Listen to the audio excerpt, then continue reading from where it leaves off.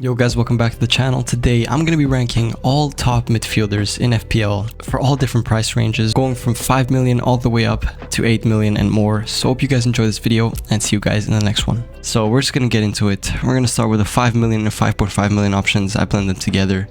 I mean, there's only one real 5 million option. Let me explain the rules. First of all, we're ranking everything with the tiers. S tier being great option, A tier being good option, B tier being decent option, and C being an avoid. So let's get into it. For the 5.5s, the two S tier options that I decided to put Pascal Gross in the top of the list, and then Sangare from Brentford. For 5.5 million, you get someone that takes set pieces and penalties probably after Welbeck's departure from Brighton. I'm pretty sure he's going to be the one taking the penalties. His DEFCON is 8 per game, was 8 per game last season, so not amazing. Expected assists 0.20 per 90, and he averaged 4.11 points per game. So this isn't a pick where you're expecting 8-10 points per game. Obviously not. This is just a safe pick for 5.5 million where you can expect 4-5 points per game. And he has that chance of getting a goal with his penalty shares and his set piece shares. So yeah, this is just a safe pick that has a very safe floor, could get a very high return. Then moving on to Sangare of Brentford, new signing, came from the Ligue 1, so all the stats are obviously a bit questionable. He averaged 14 DEFCON per 90, which is absolutely incredible. For the midfielders in FPL, you need to achieve 12 to get the bonus points, and he had 14. So yeah, that says a lot. This has to be taken with a pinch of salt because he was in the Ligue 1. Then moving on to our A tier, we have two solid options here. We have Iwobi. Expected assists are similar to Gross, and his XG is a bit lower. He did average 3.55 points per game, but in preseason, he's done pretty well. I'm pretty sure he scored and assisted a couple of times, and he seems like he's going to be a big part of this Fulham team, obviously. Fixtures might not be amazing, but you can get him game week 2, game week 3, or game week 6, solid fixture versus Ipswich. We're expecting to do pretty well. And that's about it for him. Our next option is a player from Leeds, Ampadu, a DEFCON beast, 12 per 90, averaged 3.83 points per game, so almost that 4 range. His fixtures out there are pretty solid, so Ampadu is a pretty safe DEFCON pick. Moving on to our B tier, we have a couple of decent options. Once again, these are all decent options, they're just not as good as the other ones in my opinion. So we're going to start with Tonali, 9 DEFCON per 90, not excellent, 0.10 expected assists per 90, not great. Everything's not great, his points per game are not great, but I think Tottenham are going to be better this season. I just have a feeling. So because of that, I expect him to be pretty solid for 5.5 as well. But not much to say about him. This is a bit of a riskier pick because we really don't know. We can't tell. He's a good player, but in FPL, he's not really the top asset. And then we're moving on to Xhaka. Ipswich away, Fulham at home. 2 very solid fixtures. 11.2 DEFCON per 90. 0.11 expected assists. And yeah, once again, he's a solid option. Obviously, all this B tier could be moved around. Like, I just listed them like that. Xhaka could be the top option. You can move Tonali under. It doesn't really matter in B tier that much. And then we have Ayari of Brighton. You could put Gomez instead of him here. I think Gomez is a solid option for 5 million. But I put Ayari after his great World Cup. And in preseason, I think he scored 2 goals already. So he's looking like a very good option. And coming off a great World Cup, good preseason games, I expect him to be pretty solid this season. So keep an eye out for him. Then our only 5 million option in this list, I could have had Gomez from Brighton, but I didn't want to put too many Brighton players. And Norgard, just transferred to Everton. The only reason I have him low on the list, people are going to criticize me. I would put him in A tier. I just really don't know about minutes yet. I'm not sure. I guess he's probably going to be a starter, but we're going to just have to see. His DEFCON, he's obviously just pure DEFCON option. So yeah, the only reason he's kind of getting rated very highly is because he's 5 million and he offers very solid DEFCON, and he's 0.5 million cheaper than all these options here, which could save you a lot. But then again, he has a great fixture in game week 1 and 3 bad fixtures and then 2 excellent fixtures. So if you're planning to bring Norgard in or any Everton asset, I would say it's just game week 5 and 6 that are excellent fixtures. Moving on, new signing for Aston Villa, Gomez from Wolves. I put him the lowest in B tier because yes, he has solid DEFCON. He was the only real player on Wolves last season. He was really the main man, and you could tell sometimes that he really didn't deserve to be in that side and could be in a better side. And yeah, that happened. He went to Aston Villa, and I expect him to be pretty solid. I just don't know if he's a top FPL pick. We'll just have to see, wait and see pretty much. But yeah, he's another DEFCON option. Just I feel like the other ones are just a bit better or might have better fixtures. And then C tier is Joelinton. Newcastle is just an absolute mud. If you're a Newcastle fan, I feel bad for you. You guys were building a project, and now I really don't know what happened. And with the two opening fixtures being Liverpool at home, Tottenham away, and then Bournemouth at home, those are just not great.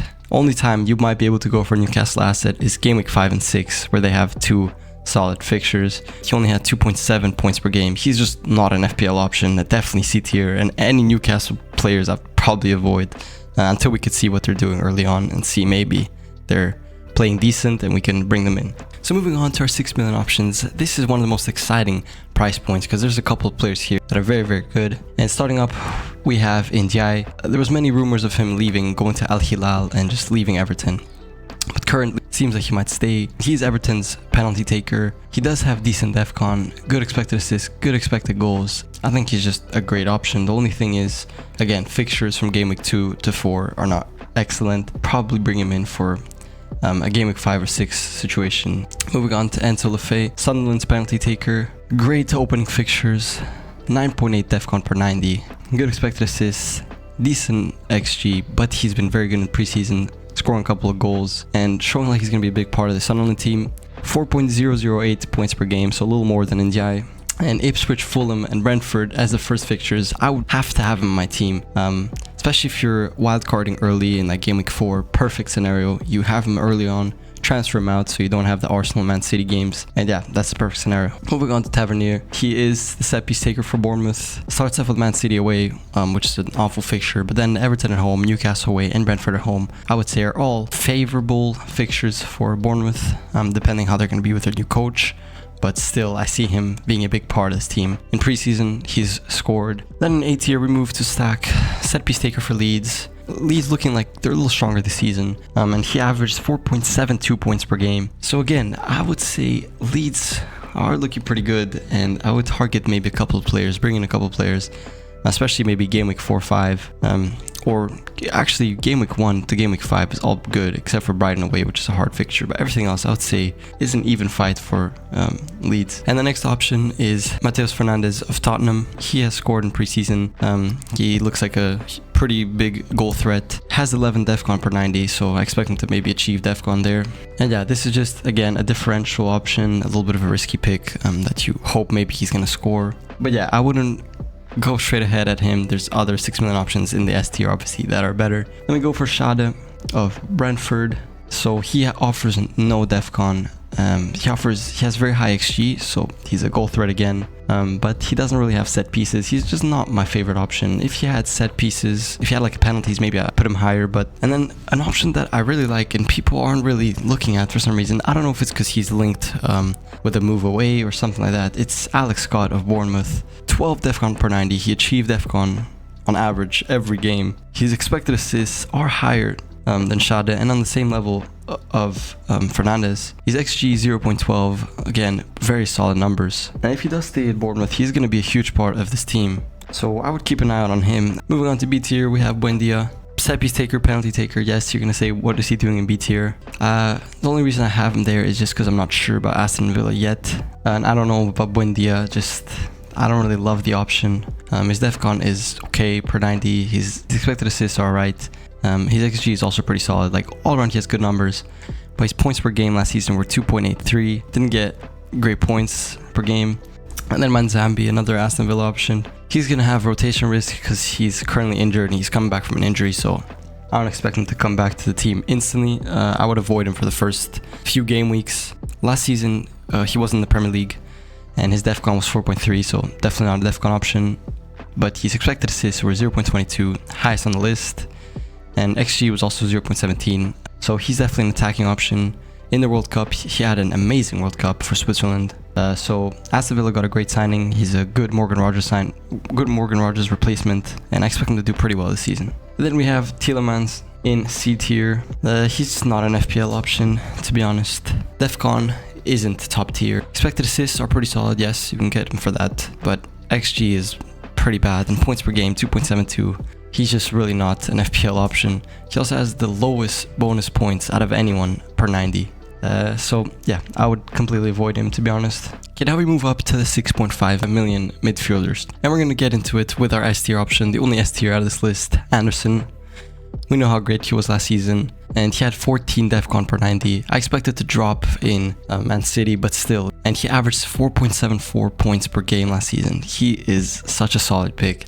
Is he going to achieve DEFCON as often as he did at Nottingham Forest? That's going to be the real question. Moving on to A tier, we have Sar, top of the list, Crystal Palace player. No DEFCON option, but 0.45 XG per 90. He's a very good attacking threat and a huge Crystal Palace attacking threat. So yeah, first 2 game weeks, not the best fixtures, but then from game week 3 to game week 6, these fixtures are all very solid. Our next option is an Everton pick, Dewsbury Hall. Last season had a good FPL season. I just see him doing well in game week 5 and 6, so if you're looking to pick him up, that's the best time. Doesn't really have top tier DEFCON. He's a decent attacking threat, but overall it's mainly that he averaged 4.87 points per game last season, and in those 2 favorable fixtures I would definitely go for him. And next on the list we have Ryan from Bournemouth. He's another attacking threat, not a DEFCON option. 4.47 points per game. Didn't really achieve bonus too much, so yeah, that's why I have him a bit lower. He's just not an amazing pick, but he's not awful either. And then we have Zolis, new signing for Arsenal. I really love him as a player.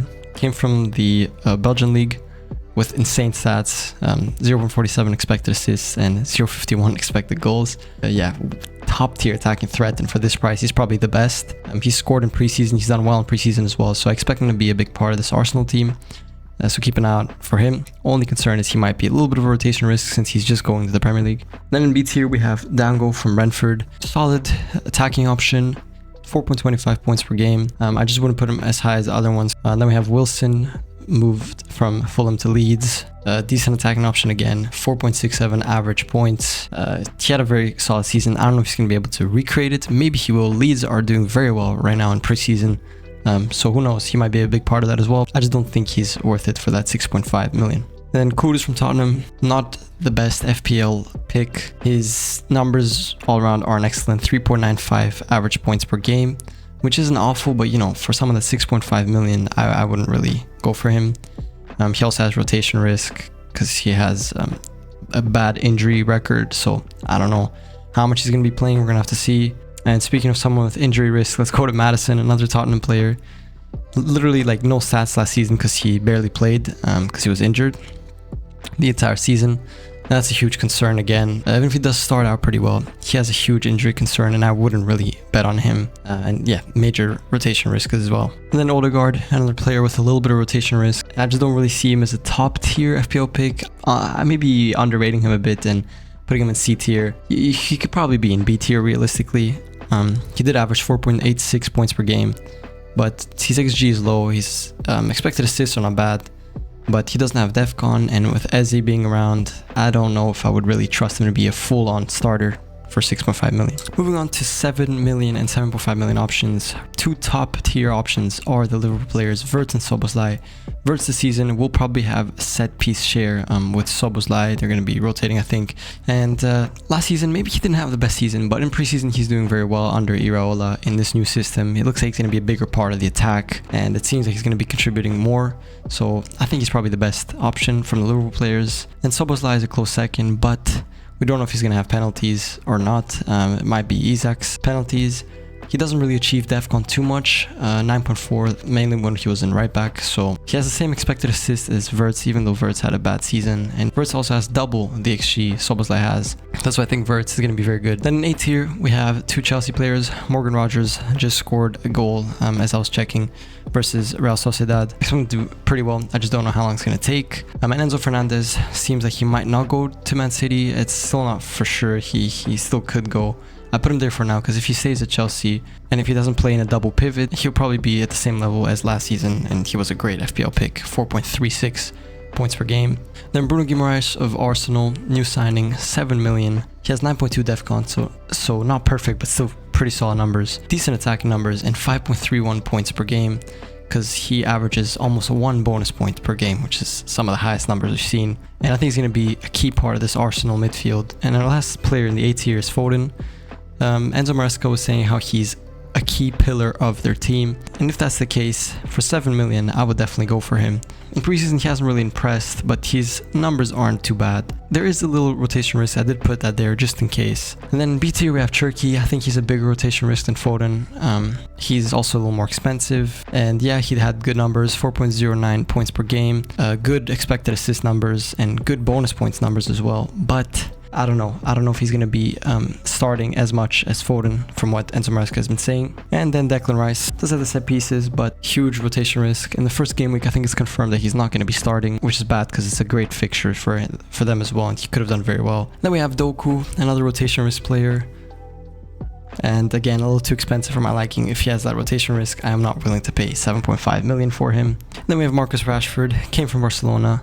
Obviously had a good season, but now at Man United, it doesn't seem like he's really going to have a role in this team, unfortunately. So yeah, he's definitely an avoid. And now the last options on our list, the 8 million plus. These are the top of the top options, and we're going to start with the best midfielder in the game, Bruno Fernandes. If he repeats what he's been doing for the last few seasons, he's going to be, again, the best player in FPL. He averaged 6.71 points per game last season. That is insane. And 1.2 bonus points per 90. Not much else to say. He's Bruno Fernandes. Next up, my two favorite midfielders, honestly, that I want to have in my team. It's Mbeumo from Man United, 8 million. Very solid price for what he offers. In preseason, he's been scoring non-stop. And he had 4.48 points per game last season. So it's not like I'm taking everything from his preseason. Last season, he had a good season as well. And starting with Holloway and Ipswich at home, I would really want to have him in my team. If you're not going for Bruno Fernandes, at least go for Mbeumo. He looks like he's going to be starting in that striker spot, despite being listed as a midfielder. So yeah, I would definitely bring in Mbeumo. Next option is Semenyo, 8.5 million, but in preseason he's got so many assists, I think 4 or 5 assists. Enzo Maresca seems to be playing him a little bit more as a creative option. 5.46 points per game last season. And opening fixtures for Man City are pretty solid. I expect him to contribute highly, and he's a player that I would say is pretty nailed on compared to Doku, Foden, Turkey, stuff like that. Moving on to B tier, we have Palmer, 9.5 million, penalty taker, but I just don't know with Palmer. I love him, I'm a Chelsea fan, but I really don't know about his consistency, about his fitness, about all that. I hope he starts the season very well. Does have penalties, which is a saving option. They do get penalties. Yeah, he does have 0.48 XG per 90 and 4.38 points per game. But are you really going for a 9.5 million option just to average 4 points per game? No, you're not. So that's why I have him in B tier. He's just a decent option and a riskier one. Same as Saka. I didn't add the rotation risk here, but he has rotation risk as he just came off a World Cup. Big season again. Injury concerns with him again. Penalty taker, I don't know. I would say maybe he might be a little worse than Palmer just because I don't know if he's going to start. I don't know how many minutes he's going to play early on compared to Palmer. So yeah, these two are questionable. Then we have Gibbs White, Nottingham Forest, set piece taker. He was doing very well in the end of the season. He had 5.08 points per game, so more than Palmer and Saka. And he's only 8 million, so he's a good option. I just don't love the fixtures from game week 2 to 4. And also, he hasn't really done anything in preseason at all. In the couple games they've played, he hasn't assisted, he hasn't scored, he hasn't done anything. So that's my little concern there. And then C tier is Cunha, just because he has rotation risk. And he just isn't as good of an option as Mbeumo, let's say, for the same price. Yeah, 4.33 points per game compared to 4.48 of Mbeumo. Mbeumo also had higher XG and higher expected assists, and in preseason he's been just scoring non-stop. So if you're going for an 8 million United option, I'd go for Mbeumo for sure. So that was the tier list video, guys. Hope you enjoyed this one. I hope it helped you a lot. Definitely helped me with making my decisions more clear. Drop a comment down below if I missed anyone, if I put someone in the wrong tier, and anything else that you'd like to comment. Drop a like and subscribe for more of these videos, and see you guys in the next one.